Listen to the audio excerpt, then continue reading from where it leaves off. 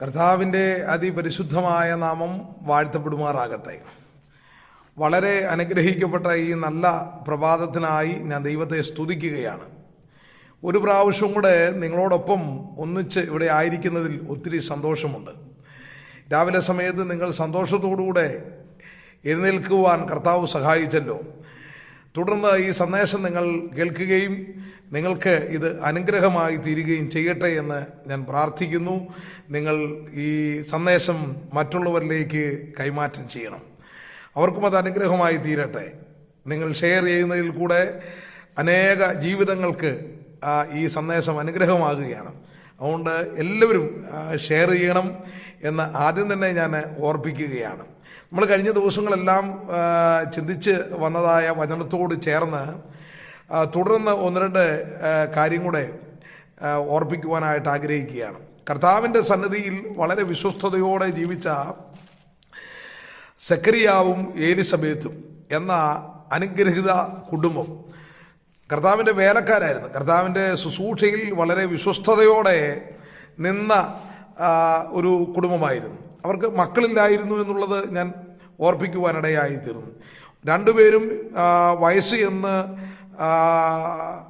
അവരെ ശുശ്രൂഷയോടുള്ള ബന്ധത്തിൽ നിലകൊള്ളുകയാണ്. വയസ്സ് ചെന്നിരിക്കുന്ന ഭാര്യ ഭർത്താക്കന്മാരാണ്. അപ്പോൾ തന്നെ അവരുടെ തലമുറകൾക്ക് വേണ്ടി അവർ പ്രാർത്ഥിക്കുന്നുണ്ടായിരുന്നു. എന്ന് പറഞ്ഞാൽ തലമുറയെ ലഭിക്കേണ്ടതിന് വേണ്ടി അവർ പ്രാർത്ഥിക്കുന്നുണ്ടായിരുന്നു. അതുകൊണ്ടാണ് ആ യാഗപീഠത്തിങ്കൽ ദൈവത്തിൻ്റെ ദൂതൻ ഇറങ്ങി വന്ന് തന്നോട് സംസാരിക്കുന്നത്, നിന്റെ പ്രാർത്ഥനയ്ക്ക് ഉത്തരമായി നിന്റെ ഭാര്യ ഏലിസബേത്ത് നിനക്കൊരു മകനെ പ്രസവിക്കും. അപ്പോൾ ആ പ്രാർത്ഥനയുടെ ഉത്തരം എന്ത് ചെയ്തിരിക്കുകയാണ്? ആരാധന അർപ്പിക്കുന്ന സമയത്ത് തന്നെ തൻ്റെ അടുക്കിലേക്ക് വന്നു ചേരുകയാണ്. ഞാൻ ഇന്ന് രാവിലെ സമയത്ത് നിങ്ങളോടൊരു ദൂത് പറയാം. പ്രാർത്ഥിക്കുന്ന നിനക്ക് ഉത്തരം നൽകുന്ന ഒരു ദൈവം ഉണ്ടെന്ന് വിശ്വസിക്കണം. വളരെ ആത്മാർത്ഥമായി പ്രാർത്ഥിക്കുക, വിശ്വാസത്തോടെ എന്ത് ചെയ്യുക? പ്രാർത്ഥിക്കുക. ദൈവം അത്ഭുതങ്ങളെ ചെയ്യുന്ന ദൈവമാണ്. നമുക്ക് വേണ്ടി പിന്നെയും അവൻ അത്ഭുതങ്ങളെ ചെയ്യുവാനിടയായി തീരും. എന്താണ് ആ സന്ദേശം കേട്ടിട്ട് സെക്കരിയാവിന് ആ സന്ദേശത്തെ അതിൻ്റെ നിലയിൽ ഏറ്റെടുക്കാനായിട്ട് കഴിയും. ഇതെന്തോന്നിനാൽ സംഭവിക്കും അല്ലേ? ഇവിടെ പറയാണ്, ഞാൻ ദൈവസന്നിധിയിൽ നിൽക്കുന്ന ഗബ്രിയേലാകുന്നു എന്ന് നിന്നോട് സംസാരിപ്പാനും ഈ സുവർത്തമാനം നിന്നോട് അറിയിപ്പാനും എന്നെ അയച്ചിരിക്കും. തക്ക സമയത്ത് നിവൃത്തി വരാനുള്ള എൻ്റെ വാക്ക് വിശ്വസിക്കാകൊണ്ട് ഇത് സംഭവിക്കും വരെ നീ സംസാരിപ്പാൻ കഴിയാതെ ഊമനായി ഇരിക്കും. കണ്ടോ? അപ്പോൾ 18-ാമത്തെ വാക്യം, ഇത് ഞാൻ എന്തോന്നിനാൽ അറിയും? ഞാൻ വൃദ്ധനും എൻ്റെ ഭാര്യ വയസ്സ് ചെന്നവളും അല്ലോ എന്ന് പറഞ്ഞു. കണ്ടോ? ദൈവം തൻ്റെ ദൂതനിൽ കൂടെ കൊടുത്തുവിട്ട ആ ദൂത് അത് അതേപടി ഏറ്റെടുക്കാൻ തയ്യാറാകുന്നില്ല. മനസ്സിലായി? പ്രാർത്ഥിക്കുന്നവർക്ക് എല്ലാവർക്കും ഉള്ള ഒരു കുഴപ്പം, പ്രാർത്ഥിക്കും, പക്ഷേ ദൈവം ദൂത് കൊണ്ടുപോയി മുമ്പിൽ കൊണ്ട് കൊടുത്തിട്ടും അത് ഏറ്റെടുക്കാൻ തയ്യാറാകാത്ത നിലയിൽ. പക്ഷേ ഈ ദൂത് പറഞ്ഞു വിട്ടത് ദൈവമാണ്. ദൂതൻ്റെ കയ്യിൽ ദൂത് കൊടുത്തു വിട്ടത് ദൈവമാണ്. മനസ്സിലായല്ലോ? ആ ദൂത് പറഞ്ഞിട്ട് വിശ്വസിക്കാതെ വന്നതായ സെക്കരിയാവിനിട്ട് ഒരു ചെറിയ അടി ദൂതം കൊടുക്കുക. ദൈവമല്ല കേട്ടോ, ദൂതം കൊടുക്കുക. ദൂതം പറയുന്ന വാക്ക് നിങ്ങൾ ശ്രദ്ധിച്ച്, ഇത് നിന്നോട് സംസാരിപ്പാനും ഈ സുവർത്തമാനം നിന്നോട് അറിയിപ്പാനും എന്നെ അയച്ചിരിക്കുന്നു. തക്ക സമയത്ത് നിവൃത്തി വരാനുള്ള എൻ്റെ ഈ വാക്ക് കണ്ടോ? ദൂതം പറയാണ്, എൻ്റെ ഈ വാക്ക് വിശ്വസിക്കാതെ കൊണ്ട് അത് സംഭവിക്കും വരെ നീ സംസാരിപ്പാൻ കഴിയാതെ ഊമനായിരിക്കും. ഒറ്റ അടിയായിരുന്നു. സ്തോത്രം. ആരാധനയ്ക്ക് കയറിപ്പോയി അതിവിശുദ്ധ സ്ഥലത്ത് കയറി നിന്ന് ആ കർത്താവിൻ്റെ ധൂപപീഠത്തിൻ്റെ ആ മുമ്പിൽ നിന്ന് ആരാധന അർപ്പിച്ചുകൊണ്ടിരിക്കുമ്പോൾ ദൂതനിറങ്ങി വന്ന് പ്രാർത്ഥനയുടെ മറുപടി പറഞ്ഞപ്പോൾ അത് അതിൻ്റെതായ നിലയിൽ സ്വീകരിക്കാൻ തയ്യാറാകാതെ വന്നതുകൊണ്ട് ദൂതൻ ഒരു ചെറിയ അടി കൊടുക്കുക. ചെറിയ അടിയൊന്നും അല്ല കേട്ടോ. നമ്മൾ ചെറിയ അടി എന്നൊക്കെ പറയുമ്പം ഇതിനെ ചെറുതായിട്ട് കാണുന്നത് എന്നാന്ന് വെച്ചാൽ, ഈ കുഞ്ഞുണ്ടാകുന്നത് വരെ, ഇത് സംഭവിക്കും വരെ എൻ്റെ ഈ വാക്ക് നീ വിശ്വസിക്കാതെ കൊണ്ട് അത് സംഭവിക്കും വരെ എന്ന് പറഞ്ഞാൽ, ദൂതൻ കൊണ്ടുവന്ന ദൂത് ദൈവത്തിൻ്റെ ദൂതാണ്. അത് കൊണ്ടുവന്ന് ഉത്തരവാദിത്വത്തോടുകൂടെ സക്കറിയാവിനെ ഏൽപ്പിച്ചിട്ടും സക്കറിയാവ് ആ ദൂത് ഏറ്റെടുത്ത് വിശ്വസിക്കുവാൻ തയ്യാറാകാത്തതുകൊണ്ട്, ഈ ദൂത് സംഭവിക്കേണ്ടതായതുകൊണ്ടും ഇത് സംഭവിക്കുന്ന നാൾ വരെ നീ എന്തു ചെയ്യും? മൗനമായിരിക്കും. എന്ന് പറഞ്ഞാൽ ഇനി നിനക്ക് ഇത് സംഭവിക്കാതെ സംസാരിക്കുവാൻ കഴിയുകയില്ല. അതാണ് അതിൻ്റെ അർത്ഥം. ഊമനായിട്ടിരിക്കും. ഹല്ലേലൂയ. ആരാധന കഴിഞ്ഞ് ആമേൻ വെളിയിലേക്ക് വരുമ്പോൾ അവിടെ ഒരു കൂട്ടം ജനം പ്രാർത്ഥനയോടെ നിൽപ്പുണ്ട്. അപ്പോൾ എന്നത്തെക്കാളും അല്പം താമസിച്ചാണ് ഇദ്ദേഹം എന്ത് ചെയ്യുന്നത്? ഇറങ്ങി വരുന്നത്. കാരണം ആരാധനയൊക്കെ കഴിഞ്ഞ് ആ പ്രാർത്ഥന കൂടെ മറുപടി ദൂതം കൊണ്ടുവന്നത് കേട്ട് അത് വിശ്വസിക്കാൻ കഴിയാതെ പകച്ചു നിൽക്കുമ്പോൾ ആ ദൂതം പിന്നെയും ആ ദൂതും ഒക്കെ പറഞ്ഞ് അവൻ്റെ നാവ് എന്ത് ചെയ്തു? സംസാരിക്കാൻ മേലാത്ത നിലയിലേക്ക് മാറി. അവൻ ആകപ്പാടെ അസ്വസ്ഥനായി. സ്തോത്രം. തിരികെ ജനത്തിൻ്റെ അടുക്കിലേക്ക് ചെല്ലുമ്പോൾ ആമീൻ യാഗപീഠത്തിങ്കൽ നടന്ന സംഭവമായി കൃത്യമായി വിവരിപ്പാൻ കഴിയാത്തവനായി ദൈവത്തിന് സ്തോത്രം ഊമനായി നിൽക്കുകയാണ് സക്കറിയാവ്. പ്രാർത്ഥിക്കാൻ പോയപ്പം കുഴപ്പമൊന്നുമില്ലായിരുന്നു. പ്രാർത്ഥിച്ചേച്ച് വന്നപ്പം ഇതാ കിടക്കുന്നു. പലരും പറയുന്ന ഒരു കാര്യമാണ്, പ്രാർത്ഥിക്കാൻ പോയപ്പം കുഴപ്പമില്ലാതൊക്കെയാ പോയത്. പ്രാർത്ഥിച്ചേച്ച് വന്നപ്പം ആള് മാറി പോയിരിക്കുക. ശൗൽ കഴുതയെ തേടി പോയിട്ട് തിരികെ വന്നപ്പോൾ പ്രവാചക ഗണത്തിൽ കയറിയതുപോലെ ആയിപ്പോയി. അപ്പോൾ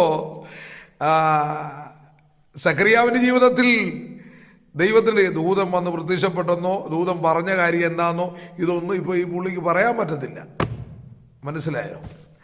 എന്ന് പറഞ്ഞാൽ ദൈവം കൊടുത്തു വിടുന്ന ദൂത് അതേപടി ഏറ്റെടുക്കാൻ നീ തയ്യാറാകാതെ വന്നാൽ നിന്റെ വീട്ടിനകത്ത് സംഭവിക്കേണ്ടുന്ന കാര്യം, നിന്റെ കുടുംബത്തിനകത്ത് സംഭവിക്കേണ്ടുന്ന കാര്യം, നിന്റെ സഭയ്ക്കകത്ത് സംഭവിക്കേണ്ടുന്ന കാര്യം, അതും അസാധാരണമായ ഒരു അത്ഭുത വിഷയം സംഭവിക്കേണ്ടത് അതിൻ്റെതായ നിലയിൽ ഏറ്റെടുക്കാൻ തയ്യാറാകാതെ വന്നാൽ ദൈവം വീടിനകത്തേക്ക് കൊണ്ടുവന്ന ഈ ദൂത് നിറവേറ്റപ്പെടുവാനൊരു അടയാളമായി വീടിനകത്തോ കുടുംബത്തിനകത്തോ സഭയ്ക്കകത്തോ തലമുറയ്ക്കകത്തോ നിലകൊള്ളുവാനിടയായി തീരും.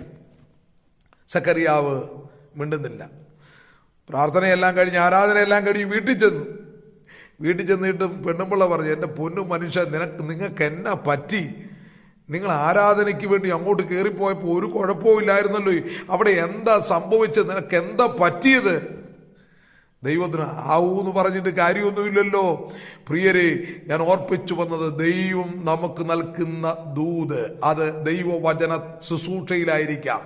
ഞാൻ ഈ സന്ദേശം നിങ്ങളോട് പങ്കുവെക്കുന്നതിൽ കൂടെ ആമീൻ ഇത് പല മേഖലകളിൽ ദൂതായി ഓരോ കുടുംബങ്ങളിലേക്കും ഓരോ വ്യക്തികളിലേക്കും ആമീൻ ഓരോ സഭകളിലേക്കും ഇത് ദൈവശക്തിയായി ഇറങ്ങിച്ചെല്ലുമ്പോൾ ആമീൻ ആ ദൂത് എനിക്കുള്ളതാണെന്ന് പറഞ്ഞ് ഏറ്റെടുക്കാൻ ഞാനും നിങ്ങൾ തയ്യാറാകാതെ വന്നാൽ അത് ദൈവത്തിന് സ്തോത്രം ആ ദൂത് നിവൃത്തിയാകുന്നത് വരെ ദൈവത്തിന് സ്തോത്രം ദൈവം തൻ്റെ പ്രവൃത്തിയെ വെളിപ്പെടുത്തി അടയാളമായി ചില കാര്യങ്ങൾ ചെയ്യുവാനിടയാകും. അതാണ് ഇവിടെ സക്കറിയാവിൻ്റെ കുടുംബത്തിനകത്ത് സംഭവിച്ചത്. ദൈവത്തിന് സ്തോത്രം. നിങ്ങൾ സമയം കിട്ടുമ്പോൾ ആമീൻ ഈ 1-ാം അധ്യായത്തിൻ്റെ ആമീൻ ചില വേദഭാഗങ്ങൾ വായിച്ചു നോക്കണം. 19 വേദഭാഗത്തിൽ രേഖപ്പെടുത്തിയിരിക്കുകയാണ്. ജനം സക്കറിയാവനായി കാത്തിരുന്നു. 21 വാക്യം. അവൻ മന്ദിരത്തിൽ താമസിച്ചതിനാൽ ആശ്ചര്യപ്പെട്ടു. ഇറങ്ങി വരാൻ താമസിച്ചു. കാരണം ദൂതൻ കയറി എന്ത് ചെയ്തു? ദൂത് പറഞ്ഞു. ആ ദൂത് ഏറ്റെടുക്കാഞ്ഞതുകൊണ്ട് ഒരു ചെറിയ അടി കൊടുത്തു. സംസാരശേഷി നഷ്ടപ്പെട്ടു, ഊമനായി. ദൈവത്തിനു സ്തോത്രം. ആശ്ചര്യപ്പെട്ടു, താമസിച്ചതിനാൽ ആശ്ചര്യപ്പെട്ടു. അവൻ പുറത്തു വന്നപ്പോൾ അവരോട് സംസാരിപ്പാൻ കഴിഞ്ഞില്ല. 22 വാക്യം. അവൻ പുറത്തു വന്നപ്പോൾ അവരോട്, ജനത്തോട് സംസാരിപ്പാൻ കഴിഞ്ഞില്ല. സംസാരിക്കാൻ തുനിഞ്ഞു. കയറിപ്പോയപ്പോൾ കാര്യങ്ങളൊക്കെ, പ്രാർത്ഥനാ വിഷയങ്ങളൊക്കെ, ജനത്തിൻ്റെ ഓരോ വിഷയങ്ങളും എന്തൊക്കെയാണെന്ന് ചോദിച്ചു മനസ്സിലാക്കി, ഇതിനുവേണ്ടി ഞാൻ പ്രാർത്ഥിക്കാം, യാഗം കഴിക്കാം എന്നൊക്കെ പറഞ്ഞ് പോയി. യാഗാർപ്പണമൊക്കെ കഴിഞ്ഞിട്ടിപ്പോൾ ജനത്തിൻ്റെ അടുക്ക വന്നപ്പോൾ ഒരു വാക്ക് പോലും പറയാൻ വയ്യ. ദൈവത്തിനു മഹത്വം. കഴിഞ്ഞില്ല. അതിനാൽ അവൻ മന്ദിരത്തിൽ ഒരു ദർശനം കണ്ടുവെന്ന് അവർ അറിഞ്ഞു. അവർക്ക് ബോധമുണ്ടായി. അവർക്ക് മനസ്സിലായി മന്ദിരത്തിനകത്ത് യാഗാർപ്പണം നടത്തിക്കൊണ്ടിരുന്ന യാഗപീഠത്തിൻ്റെ ആ മേഖലയിൽ ഒരു അത്ഭുതം നടന്നിട്ടുണ്ട്. ഇന്ന് രാവിലെ സമയത്ത് ഞാൻ ആത്മാവിലൊരു ദൂത് പറയാം. നിന്റെ വീടിനകത്ത് എൻ്റെ ദൈവത്തിൻ്റെ പരിശുദ്ധാത്മാവ് ഒരത്ഭുതം ചെയ്യുവാൻ പോവുകയാണ്. നിന്റെ തലമുറയിൽ എൻ്റെ ദൈവത്തിൻ്റെ ആത്മാവ് ഒരത്ഭുതം ചെയ്യാൻ പോവുകയാണ്. നീ വിശ്വസിച്ചു കൊള്ളുക, നീ ഇത് ഏറ്റെടുത്തുകൊള്ളുക. ദൈവത്തിന്റെ മഹത്വം നിന്റെ കുടുംബത്തിനകത്തേക്ക് ഇറങ്ങട്ടെ. ഞാൻ ആത്മാവിൽ കൽപ്പിക്കുന്നു. നീ രോഗിയാണെങ്കിൽ യേശുവിന്റെ നാമത്തിൽ സൗഖ്യമാകട്ടെ. പൈശാചികമായ ബന്ധനങ്ങളിൽ കുടുങ്ങിയിരിക്കുന്നവരാണെങ്കിൽ അതിൽ നിന്ന് നിങ്ങൾക്ക് മോചനമുണ്ടാകട്ടെ. നിങ്ങൾ സാമ്പത്തികമായ ഞെരുക്കങ്ങളിൽ കടന്ന് ഭാരപ്പെടുന്നവരാണെങ്കിൽ അത്ഭുതകരമായ വഴി നിങ്ങൾക്ക് വേണ്ടി തുറക്കട്ടെ. ദൂരം നിങ്ങൾക്ക് വേണ്ടി ഇറങ്ങി വന്ന് ഇടപെടാൻ പോവുകയാണ്. ഇതാ നിന്റെ വീടിനകത്തൊരു അത്ഭുതം നടക്കാൻ പോവുക. നിന്റെ ആരാധന ആലയത്തിനകത്തൊരു അത്ഭുതം നടക്കാൻ പോവുക. നിന്റെ തലമുറയ്ക്ക് ഒരു അത്ഭുതം നടക്കാൻ പോവുക. ഇതുവരെ ഒരു നന്മയും ലഭിക്കപ്പെടുന്നില്ല എന്ന് പറഞ്ഞ് നീ ഭാരപ്പെട്ട മേഖലയിൽ ദൈവത്തിന്റെ വലിയ കാര്യം ചലിക്കാൻ പോവുക. നിന്റെ തലമുറയ്ക്ക് വേണ്ടി നീ നിലവിളിച്ചതായ നിന്റെ പ്രാർത്ഥനാ ശബ്ദം എന്റെ ദൈവത്തിന്റെ അടുക്കൽ എത്തിയിരിക്കുകയാണ്. വിശ്വസിക്കുക, ദൈവം പ്രവർത്തിക്കുവാൻ മതിയായവനാണ്. ഞാൻ വിശ്വസിക്കുന്നു. പ്രിയരെ, ഈ സന്ദേശം നിങ്ങൾ തള്ളിക്കളയരുത് കേട്ടോ. എന്ത് ചെയ്തു ഇവിടെ? അവർ ദൈവത്തിന് അവർക്ക് മനസ്സിലായി, ജനത്തിന് മനസ്സിലായി അവനൊരു ദർശനം കണ്ടു എന്ന്. അടുത്ത വാക്യം പറഞ്ഞ, അവൻ അവർക്ക് ആംഗ്യം കാട്ടി ഊമനായി പാർത്തു. 23 വാക്യം പറയാം, അവൻ അവർക്ക് ആംഗ്യം കാട്ടി ഊമനായി പാർത്തു. അവന്റെ ശുശ്രൂഷാകാലം തികഞ്ഞ ശേഷം അവൻ വീട്ടിലേക്ക് പോയി. സ്തോത്രം. പ്രിയപ്പെട്ടവരെ, ഞാൻ നിങ്ങൾക്ക് വേണ്ടി പ്രാർത്ഥിക്കാൻ പോവുക. ദൈവം അത്ഭുതങ്ങളുടെ ദൈവമാണ്. നിങ്ങൾ വിശ്വസിക്കുക. ഞങ്ങളുടെ പ്രിയ കർത്താവേ, ഞങ്ങളുടെ ദൈവമേ, അനുഗ്രഹമേറിയ നല്ല നിമിഷത്തിനായി സ്തോത്രം.